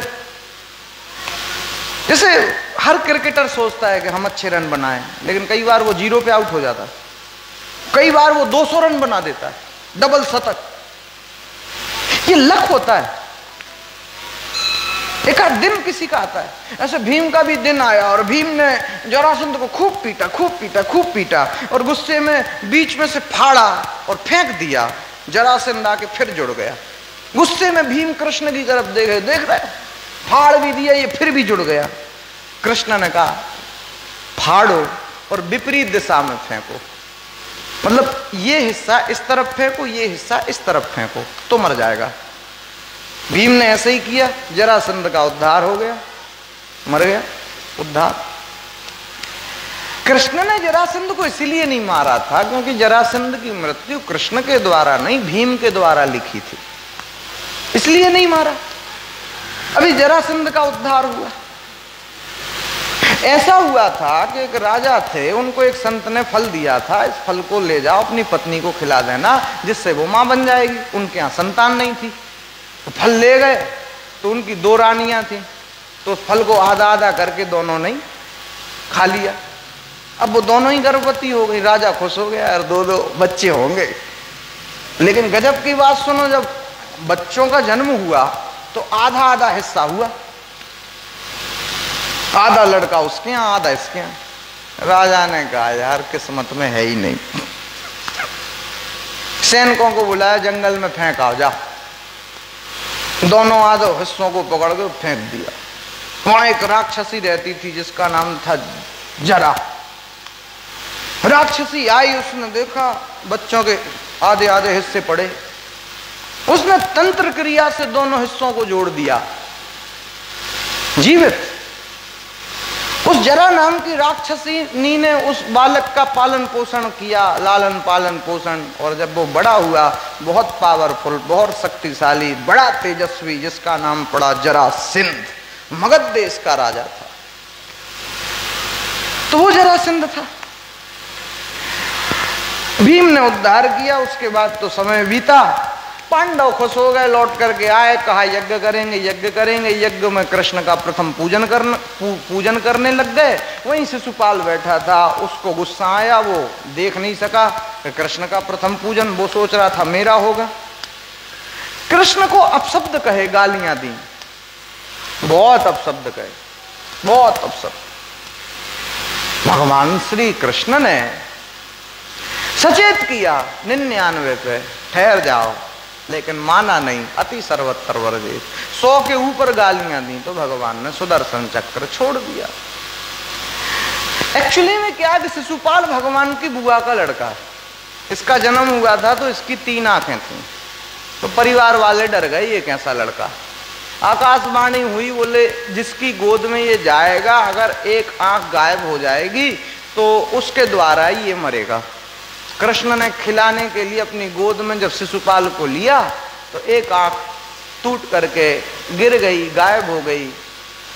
बुआ डर गई, और बुआ ने अनुमान लगाया कि कृष्ण ही भविष्य में इसको मारेगा। तो बुआ ने कृष्ण से कहा, कृष्ण मुझे एक वरदान चाहिए, मांगो। इस शिशुपाल की ना तुम 100 गलतियां क्षमा करना। ठीक है, और कुछ? बोले कुछ नहीं। तो अब शिशुपाल गालियां दे रहा है तो भगवान क्षमा करते जा रहे, इसलिए 99 पे कृष्ण ने सचेत किया कि ठहर जाओ, लेकिन शिशुपाल नहीं माना और 100 के ऊपर जब गालियां दी तो भगवान ने अपने चक्र को छोड़ा और गोल गोल घूमते घूमते चक्र गया और जिस चक्र ने शिशुपाल की गर्दन को काट दिया उसके शरीर से एक ज्योति निकली जो कृष्ण के शरीर में समाहित हो गई। इसको सायुज्य मुक्ति कहते। इस प्रकार से शिशुपाल का उद्धार हुआ। लगे हाथ भगवान ने दंतवक्र का उद्धार किया। अब तो भगवान श्री कृष्ण के बचपन के सखा है जिनका नाम है श्री सुदामा। कृष्णस्यासीत सखा कश्चित ब्राह्मणो ब्रह्मवित्तमा विरक्त इंद्रियार्थेषु प्रशांतात्मा जितेंद्रिय। सुदामा जी को बहुत से लोग दरिद्री कहते, नहीं कहना चाहिए। सुखदेव जी ने तो नहीं कहा। हाँ, मानता हूं कि फटे पुराने वस्त्र सुदामा पहनते थे। हाँ, ये भी मानता हूं कि पैरों में चरण पादुकाएं नहीं थी उनके पास पहनने को। हाँ, ये भी मानता हूं कि टूटे फूटे घर में वो रहते थे। हाँ, ये भी मानता हूं कि कभी कभी भूखे सो जाते थे, उनके बच्चे भी भूख से परेशान थे। गरीबी बातचीत अलग है और दरिद्रता बातचीत अलग है। गरीबी अलग मामला है, दरिद्र किसको कहते हैं? भागवत में वर्णन आया है दरिद्रो यस्तु संतुष्टो, जिसके जीवन में संतोष नहीं है सबसे बड़ा दरिद्री तो वो है। इसलिए जीवन में संतोष होना चाहिए। और सुदामा के जीवन में कितना संतोष है। सुदामा अपने मन से कृष्ण के पास थोड़ी ना गए, उनकी पत्नी ने उन्हें फोर्स किया, सुशीला आप जाइए ना, आप जाइए ना। आप जाते क्यों नहीं, आप जाइए, फोर्स किया तो सुदामा गए। धन के प्रति अगर लालसा होती तो बचपन में चले जाते, बुढ़ापे में तो अब कम दिनों का जीवन है, अब धन का क्या करेंगे? अब तो ज्यादा दिन का जीवन भी नहीं बचा। अच्छा, आप ये भी नहीं बता सकते कि सुदामा ने जाकर के कृष्ण से वहां कुछ मांगा हो? नहीं, जो कुछ बन पड़ा लेके ही गए। हम वो कृष्ण ने दे दिया, वो उनकी महिमा। लेकिन सुदामा ने तो कुछ नहीं मांगा। आजीविका कैसे चलती? किसान खेती करता, कुछ गेहूं के दाने गिर जाते, उन दानों को इकट्ठा करते, खेत में से ले आते, धोते, आटा बनता, उसका भोग लगा करके खुद पाते थे। अकाल पड़ गया तो भोजन प्राप्त नहीं हुआ, दुखी हो गए। फिर भी प्रसन्न थे, लेकिन पुत्रों को भूखा ना देख पाए, संतान को भूखा ना देख पाए, और डिसाइड किया कि अब द्वारिकाधीश के पास जाएंगे। और पत्नी की चालाकी देखो आप, उसने 4 घर से 4 मुट्ठी चावल मांग लिए। कायदे से तो एक घर से भी 4 मुट्ठी चावल मांग लेती तो मिलते, लेकिन अलग अलग घर के अलग अलग चावल कृष्ण खाएंगे तो समझेंगे स्थिति ठीक नहीं है, वो कृपा कर देंगे। सुशीला को अपने पति का स्वभाव पता है कि ये संकोची स्वभाव है, कुछ कहेंगे नहीं कृष्ण से, इसलिए उसने चालाकी कर दी। 4 घर से 4 मुट्ठी चावल मांग लिए। याचित्वा चतुरो मुष्ठिन विप्रह पृथक तांडुलान, पृथक पृथक घर से चावल सुदामा को सौंप दिए। और जिन चावलों को लेकर के श्री सुदामा चले, बीच बीच में हरि नाम को गाते गाते चले जा रहे हैं। यात्रा तो हरि नाम को गाते गाते करनी चाहिए। कई लोग फिल्मी गीतों को सुनते सुनते करते नहीं, यात्रा में तो भजन पूजन होना चाहिए। हरि नाम को गाते गाते यात्रा करो। जीवन भी एक यात्रा है। अपने किसी खास को याद करते करते यात्रा करो तो मंजिल कब आ जाती है पता भी नहीं चलता। जीवन में परमात्मा से ज्यादा खास तो कोई भी नहीं है। तुम्हारी भी मंजिल कब आ जाएगी पता भी न चलेगा। ईश्वर सुमरण होना चाहिए इस जीवन रूपी यात्रा में। आदमी मुसाफिर है, आता है जाता है, आते जाते रास्ते में यादें छोड़ जाता है। बात तो ठीक ही, मुसाफिर ही तो हूं। पैरों में छाले हैं, चेहरे पर मुस्कान है, ऐसे सुदामा। थोड़ा गा लेते हैं, फिर आगे कथा सुनो। दूर नगरी गाते जाते मन में हरे कृष्ण रामा, चले श्याम सुंदर से मिलने सुदामा। चले श्याम सुंदर से मिलने सुदामा। चले श्याम सुंदर से मिलने सुदामा। चले श्याम सुंदर से मिलने सुदामा। गाते जाते मन में हरे कृष्ण रामा। गाते जाते मन में हरे कृष्ण रामा। चले श्याम सुंदर से मिलने सुदामा।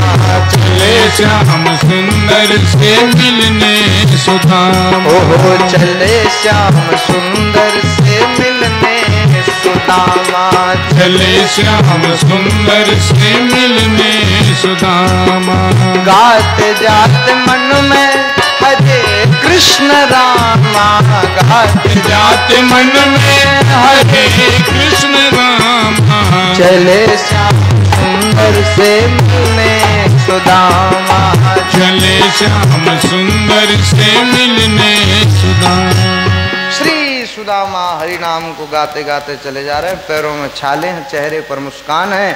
जिनके ओंठों पर हंसी और पांव में छाले होंगे, मेरे प्रभु वही तुम्हें चाहने वाले होंगे। चलते चलते चलते चलते नदी आ गई। नाव वाले ने सुदामा जी से कहा जल्दी आओ, बैठो बैठो। सुदामा जी ने कहा पैसे ही नहीं। बोले फिर नहीं ले जा सकते, देखो ये गरीबी यहां भी पीछा नहीं छोड़ती। सुदामा उदास बैठे हैं, भगवान ने नाविक का रूप बना लिया, नाव चलाते चलाते आ गए। आओ बैठो, पैसे ही नहीं, आप जैसे भक्तों को तो फ्री में पार कर देंगे, आ जाओ। सुदामा बैठे, उस पार छोड़ दिया। पैदल पैदल चल रहे। किसी से पूछा द्वारिका कितने दूर है? बोले 700-800 किलोमीटर। सुदामा जी ने कहा गलत रास्ता पकड़ लिया, क्या करें। अब तो मेरे पैरों ने जवाब दे दिया, गोविंद आप ही बुलाओ, मैं नहीं चल सकता। सुदामा वृक्ष के नीचे सो गए और आंख जब खुली, किसी से पूछा द्वारिका को कौन सा रास्ता जाए? बोले ये सामने ही तो द्वारिका है। यही है? बोले हाँ बिल्कुल यही है। किसी से पूछा यहाँ कृष्ण कहाँ रहते? बोले मालूम नहीं। अरे भैया कृष्ण कहाँ रहते? बोले पता नहीं। अरे भैया बता दो ना, मैं दूर से आया हूँ, कृष्ण कहाँ रहते? बोले नहीं पता। एक ने समझाया, बोले सुनो यहाँ कृष्ण के नाम से ना कोई नहीं जानता, तो फिर ये पूछो द्वारिकाधीश कहाँ रहते? बोले हाँ ये द्वारिकाधीश कहाँ रहते? अरे बोले ये सब उनके ही तो महल है, उनके ही। बोले हाँ, बड़ी गजब की प्रोग्रेस की। बोले ठीक है। द्वारपाल खड़े हैं, उनसे कहा मुझे कृष्ण से मिलना है। द्वारपालों ने कहा आप विराजिए, हम अभी सूचना लेके जा रहे हैं। द्वारपालों ने भी कहा रोको टोको मत। एक बार संतों को रोका था तो श्राप दे दिया था, 3 जन्म तक असुर बनना पड़ा। रोकने में फायदा नहीं, महाराज अभी जा रहे। और तुरंत द्वारपाल जा पहुंचे और कहा कृष्ण तो भोजन कर रहे, क्या समाचार? एक ब्राह्मण देवता है। कृष्ण ने सोचा कोई आए होंगे, लेकिन द्वारपाल बताने लगे शीस पगाना जगातन पे प्रभु जान कोई बसो के ही ग्रामा। धोती फटी सी लटी दुपटी अरुपाय उपाहन की नहीं सामा। पूछत दीन दयाल को नाम बतावत आपनो नाम सुदामा। पूछत दीन। कृष्ण ने जैसे ही सुना कि फटे पुराने से वस्त्र पहने, वो तो ठीक सुदामा आया है। बोले हाँ सुदामा मेरे बचपन का सखा। बोले हाँ कृष्ण ने भोजन की थाली को छोड़ा और लगाई दौड़। बीच बाजार में जाकर के सुदामा को गले से लगा लिया और सुदामा को साथ में लेकर के आए हैं। सुदामा को तो ऊंचे स्थान पर बिठा दिया और स्वयं चरणों में बैठे, स्वयं चरणों में विराजमान। रुक्मणी को आदेश दिया, जाओ पानी लेकर के आओ। सुदामा के पैरों में तो कांटे लगे हैं, कृष्ण अपने मुंह से कांटे निकालते और कृष्ण के भी आंसू आ गए।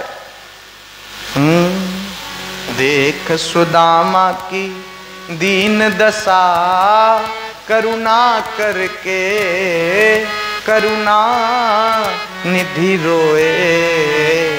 पानी परात को हाथ छुओ नहीं, नैनन के जल सो पग धोए। देख सुदामा की स्थिति को देख करके द्वारिकाधीश की आंख से भी अश्रु आ गए और चरणों को आंसुओं से ही धो दिया। रुक्मणी ने मनी मन में कहा, ये वही ब्राह्मण देवता है जिनने चरण से प्रहार किया था तुम्हारी छाती में। कृष्ण कहते हैं ये वही ब्राह्मण देवता हैं, अगर ये ना होते तो तुम्हारा विवाह हमारे साथ हो ही नहीं पाता। तुम्हारा पत्र ये ब्राह्मण देवता ही तो लेकर के हमारे पास आए थे। आज जो कुछ भी हूं इन ब्राह्मणों की कृपा से ही तो मैं हूं। और जो भृगुलता का चरण चिन्ह उसको कृष्ण ने आभूषण माना। और कोई भी मूर्ति देखो आप, आज तो भगवान इस अवस्था में तो देख भी सकते हो, यहां चरण चिन्ह का चिन्ह अंकित रहता है, चरणों का चिन्ह अंकित रहता है। इसको आभूषण माना है कृष्ण ने, तो ऐसी महिमा। भगवान तो कहते हैं वाल्मीकि रामायण, विप्र प्रसादात धरणी धरो हम। ब्राह्मणों के प्रसाद से मैंने इस पृथ्वी को संभाल रखा है। विप्र प्रसादात कमलावरो हम, ब्राह्मणों के प्रसाद से मुझे कमला मीन्स लक्ष्मी जैसी नारी प्राप्त हुई है। विप्र प्रसादात अजित जितो हम, ब्राह्मणों के प्रसाद से मुझे संसार में कोई जीत ही नहीं पाया। विप्र प्रसादात मम राम नाम, ब्राह्मणों के प्रसाद से ही मेरा नाम राम पड़ा। कृपा है। कृष्ण प्रणाम कर रहे हैं, रुक्मणी ने प्रणाम किया है, पूछा है तुम कुछ लेके नहीं आए, मुझे भूख लगी है। और वो चावल जो थे वो पोटली फट गई और सुदामा से छीनी और एक मुट्ठी चावल खाए, एक लोग का राज्य दिया। दो मुट्ठी खाए, दो लोग का राज्य दिया। तीसरी मुट्ठी खाने लगे, रुक्मणी जी डर गईं, ये तो हमें भी दासी बनाएंगे, इसलिए हाथ पकड़ लिया। प्राणनाथ हमें भी वहीं भेजोगे क्या? प्रसाद हमें भी तो बचने दो। भगवान ने कहा चलो कोई बात नहीं। भगवान ने सुदामा के लिए 2 लोगों का राज्य दे दिया। ऐसी कृपा सुदामा के ऊपर कर दी, किसी ने उन्हें देते नहीं देखा लेकिन अपनी झोली भरी पाई।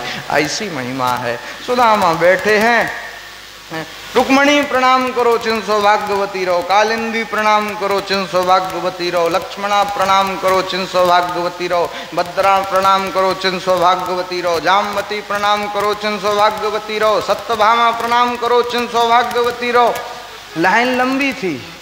कृष्ण से पूछी इधर इधर क्या ये कौन है? बोले पत्नियां।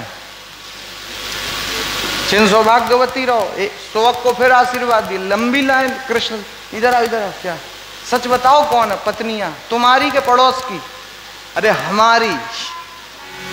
सोवक को फिर आशीर्वाद दी। लंबी लाइन, वो तो आर पार ना दिखे। अब 16,000 कुछ कहलाता है भैया। तो सुदामा तो डर गए, बोले कन्हैया क्या, हम तो धर्म संकट में, हम बूढ़े आदमी कितनों को आशीर्वाद देंगे, ये तो लंबी लाइन। फिर एक काम करो, तुम हमारी तरफ से आशीर्वाद ले लो, तुम्हें हम आशीर्वाद दे देंगे सबका। कृष्ण ने प्रणाम किया, सुदामा ने आशीर्वाद दिया। ऊपर से देवता फूल बरसा रहे हैं और सुदामा के गुणानुवादों में क्या कह रहे? किमनेन कृतम पुण्यम अवधुतेन विक्षुणा। इन ब्राह्मण देवता के कैसे पुण्य होंगे जो श्री कृष्ण को भी आशीर्वाद देने की क्षमता रखते हैं। ऐसे सुदामा कुछ दिन रहे। नए नए वस्त्र पहनाए थे कृष्ण ने। जब जाने लगे तो कृष्ण ने कहा सुदामा जी क्या जा रहे हो? बोले हाँ। बोले वो वस्त्र तो उतार दो, तुम अपने पहन लो। सुदामा मन में अगर लिया दिया कुछ है नहीं, वस्त्र दिए थे वही उतरवा लिए। लेकिन सुदामा जी अपने पुराने वस्त्र पहन के जाने लगे। तो जैसे ही जा रहे थे साहब, तो जाते ही जाते जाते मतलब लोगों ने देखा, अरे कितने आए, खाली खाली ट्रक लेके और भर भर के ट्रक ले करके गए। ये तो ब्राह्मण देवता ऐसे जैसे आए और वैसे ही जा रहे, सब हाथ जोड़ करके खड़े हैं पूरा नगर। महाराज बार बार इस नगरी में पधारिए, आप जैसे ब्राह्मणों को देख करके हम धन्य धन्य हो जाते हैं। हमारा तो निवेदन, बार बार श्री द्वारिका में आए आप, ऐसे गजब के ब्राह्मण हैं आप। सुदामा मन में सोचते, देखो मेरी मान बढ़ाई करने के लिए कृष्ण ने क्या लीला रच दी, मुझे फटे पुराने वस्त्र पहना दिए ताकि मेरा मान सम्मान इस नगरी में खूब बढ़ जाए। चलो ठीक है। सुदामा पैदल पैदल चले और द्वारिका से पहुंच गए सुदामपुर। और जब सुदामपुर पहुंचे तो वहां जब देखा तो वहां तो उनकी झोपड़ी थी, लेकिन झोपड़ी का तो पता ही नहीं, किसी ने तोड़ दी। यहाँ तो हती मेरी टूटी सी झोपड़िया, अब कंचन महल खड़े, सुदामा मंदिर देख डरे। बड़े बड़े महल बन गए। सुदामा ने पूछा, भैया ये महल किसके? बोले सुदामा जी सेठ के। सुदामा ने मन में सोचा, सुदामा तो मेरे ही नाम है। नहीं, मैं तो सपने में भी नहीं सोच सकता होंगे कोई सुदामा। भैया कब मिलेंगे वो सुदामा जी? बोले पता नहीं, द्वारिका गए। चलो ठीक है, द्वारिका तो मैं ही गया था। नहीं पर मैं कैसे, होंगे कोई उद्योगपति, गुड़बग्गी से सवेरे द्वारिका गए, शाम को वापस। भैया मेरी पत्नी मेरे बच्चे कहाँ हैं ये बता सकते हो? पत्नी बच्चे हमें नहीं पता, सुदामा जी जाने। भैया सुदामा जी से मुलाकात हो जाएगी। वो उनको तो 20 दिन हो गए द्वारिका। सुदामा ने मन में सोचा 20 दिन तो हमको ही हुए, लेकिन पर हम कैसे? सुशीला जी ने देख लिया सुदामा को। सुशीला जी ये हो गई, ये आता है तो ये अपने आप आता है, ये आए और ये ना आए तो ठाकुर जी की डबल कृपा समझना। सुशीला जी ने आके ही प्रणाम किया एकदम। हाँ सेठानी जी, दूर से। अरे आप पहचाने नहीं मुझे, मैं सेठा। हाँ सेठानी जी, दूर से। अरे सेठानी, हाँ अरे मैं सेठानी नहीं, मैं अरे सुशीला तू, ये सब क्या? बोले बांके बिहारी कृपा, तुम पे बड़ी कृपा की, हम तो जैसे गए वैसे ही आए। अब तुम्हें धन दौलत चाहिए, तुम संभालो, हम तो जंगल में जाएंगे। कृष्ण बाहर निकले, हाथ पकड़ा, बोले तुम्हें दिया है ये सब, आनंद करो। बोले नहीं भजन करेंगे। अरे ये भजन का ही फल दे दिया है, आनंदित रहो। इस प्रकार से भगवान कृष्ण ने सुदामा नाम के ब्राह्मण के ऊपर कृपा की थी, ऐसी कथा का वर्णन है। उसके बाद तो फिर भगवान श्री कृष्ण ने अपने पुत्रों के लिए समझाया, संतों से मजाक नहीं करना, लेकिन बात नहीं माने। और प्रभास क्षेत्र में बड़े बड़े संत विराजमान थे, कड़वो, दुर्वासा, भृगु, अंगिरा, कश्यप, वामदेव, अत्रि, वशिष्ठ, नारद, बड़े बड़े संत विराजमान थे। और उन संतों से जाकर के मजाक करने लगा भगवान श्री कृष्ण के पुत्र सांब। मजाक करता, पेट पर कपड़े अपड़े बांध लिए, कहा नई नवेली दुल्हन है, इसके गर्भ से क्या होगा महाराज बता दो। संतों को गुस्सा आया, मजाक करते हो, श्राप दिया, इसके गर्भ से मूसल निकलेगा जो तुम्हारे यदुवंश को नष्ट कर देगा। देखा तो मूसल निकल आया, अब क्या करें? अरे किसी ने सलाह दी, समुद्र के पानी से पत्थर में खिसके समुद्र में बहा दो। और समुद्र में बहा दिया। एरक नाम की कटीली घास किनारे ऊँग गई। प्रवास क्षेत्र में गए, नशे में मस्त थे, मदरा पान, एक दूसरे ने वो कटीली घास उखाड़ी, एक दूसरे को मार दी। कुछ 4, 5, 6 बचे रह गए। इस प्रकार से यदुवंश नष्ट हो गया। और सर्प का वेश बना करके बलराम जी महाराज समुद्र में चले गए। कृष्ण का पैर ऊपर है, उस मतलब मूसल का इतना सा टुकड़ा घिस रहे थे, वो घिसा नहीं जा रहा था, उसको फेंक दिया। उसको एक बहेलिये ने अपने बाण के आगे लगाया और कृष्ण के पैर में बाण मारा। दूर से कृष्ण के पैर में काला काला निशान था, उसको पद्म बोलते, जैसे तिल होता है ऐसे पद्म भी होता है। तो कृष्ण के पैर में पद्म का निशान, दूर से देखा, आंख, हिरण की आंख समझ में आया तो निशाना मारा और पैर में बाण लगा। रोते रोते सामने आ गया बहेलिया, ये क्या हो गया? कृष्ण ने कहा कोई बात नहीं, ये तो हिसाब किताब बराबर हो गया। जब तुम बाली थे मैं राम था, मैंने छुप के तुम्हें मारा था, अब तुमने छुप के मुझे मार दिया। मैं कृष्ण हूं और तुम बाली के ही रूप में, अलग रूप में बहेलिया बन गए। हिसाब किताब बराबर भगवान ने लास्ट समय उद्धव को ज्ञान उपदेश दिया और ज्ञान उपदेश दे करके भगवान श्री कृष्ण सुधाम सिधारे। लिए बांके बिहारी लाल की। दत्तात्रेय ने 24 गुरु बनाए, इस कथा का वर्णन है। उसके बाद तो श्री सुखदेव जी ने परीक्षित से पूछा, तुम्हारे मन में कोई प्रश्न शेष तो नहीं रह गया? सिद्ध संत है, तक्षक को भी रोक देंगे। बोले नहीं, अब मेरे मन में कोई प्रश्न शेष नहीं बचा। तक्षक से भय तो नहीं है? बोले हजारों तक्षक भी आकर के मुझे डसेंगे फिर भी मेरा कुछ नहीं बिगड़ेगा। क्यों? क्योंकि मैं शरीर नहीं हूं, मैं तो आत्मा हूं। तो आत्मा को कोई सांप आप नहीं काट सकता, आत्मा तो अजर है, अमर है। अस्त्र शस्त्र नहीं काट सकता। नैनम छद्दन्ति शस्त्राणि नैनम दहति पावका। समझ गए श्री सुखदेव जी महाराज। और श्री सुखदेव जी महाराज जाने लगे, श्री परीक्षित उदास हो गए। और श्री परीक्षित महाराज आकर के विराजमान हुए, पूजा के लिए फूल मंगाए, उन फूलों में ही तक्षक आकर के विराजमान हो गया। और तक्षक ने विराट रूप बनाया। जैसे ही परीक्षित को डसा, उसके पहले परीक्षित की सदगति हो गई।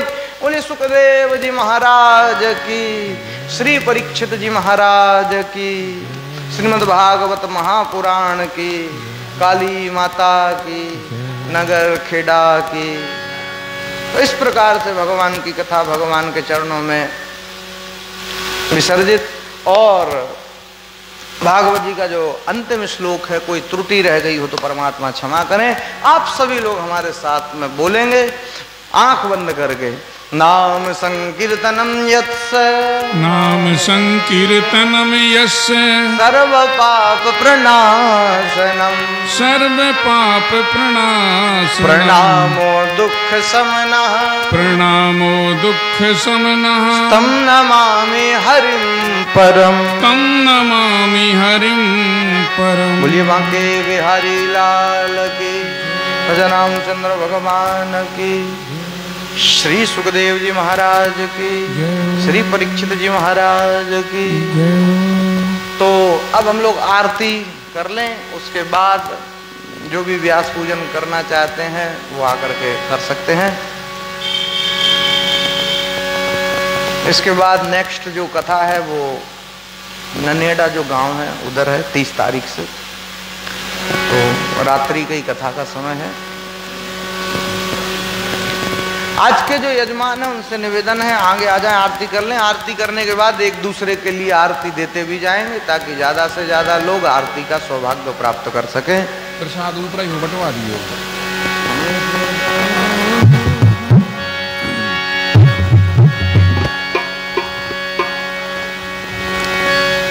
और कल प्रातः 8:30 बजे से हवन यज्ञ का कार्यक्रम होगा।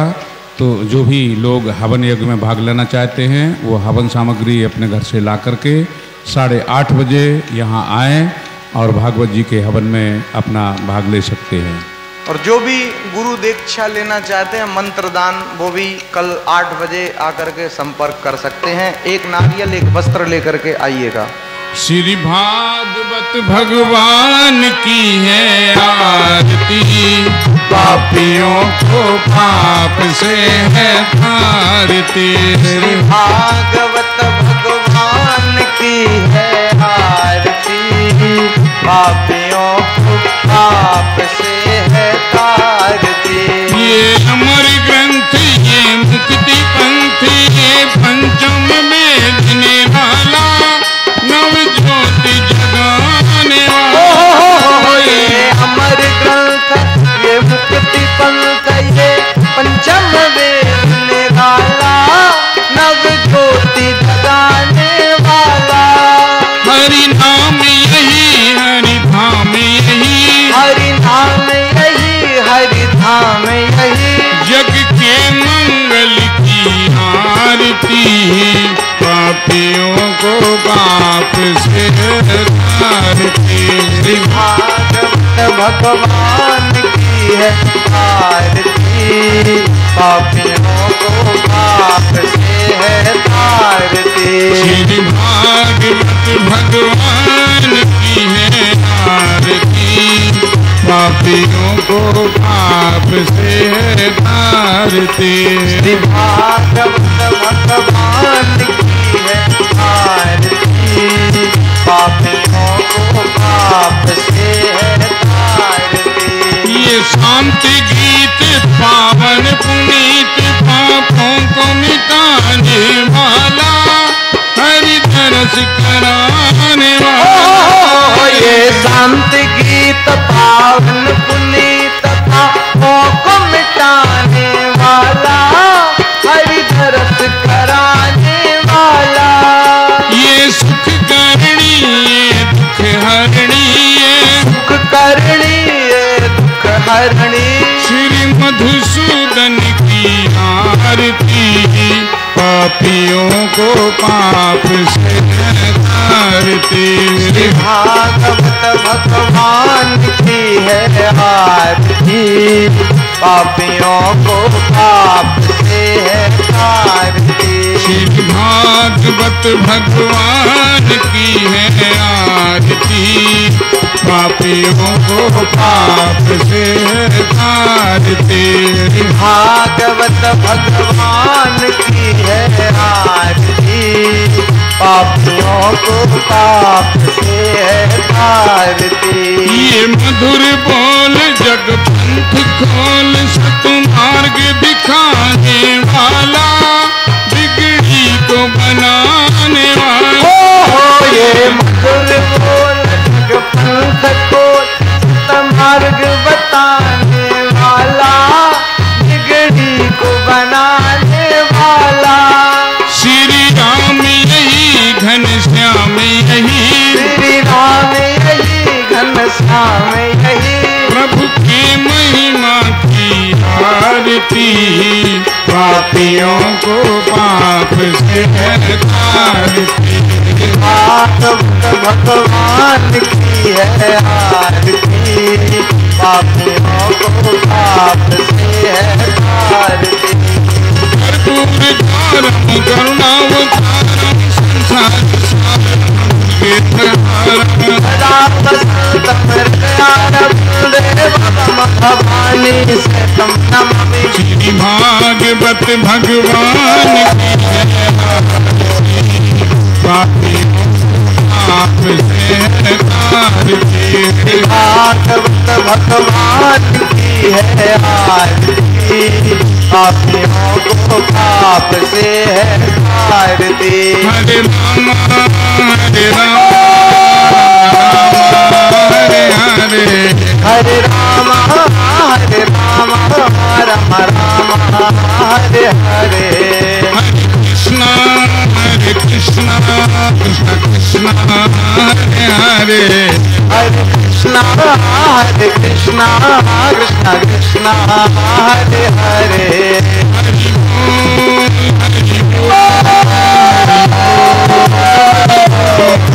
हरि बोल हरि हरि बोल हरि बोल हरि बोल हरि बोल।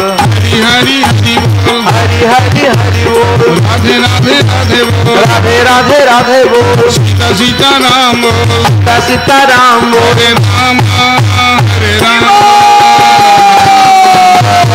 हरे हरे राम हरे राम राम राम हरे हरे। हरे कृष्णा कृष्ण कृष्ण हरे हरे। हरे कृष्णा कृष्ण कृष्ण हरे हरे।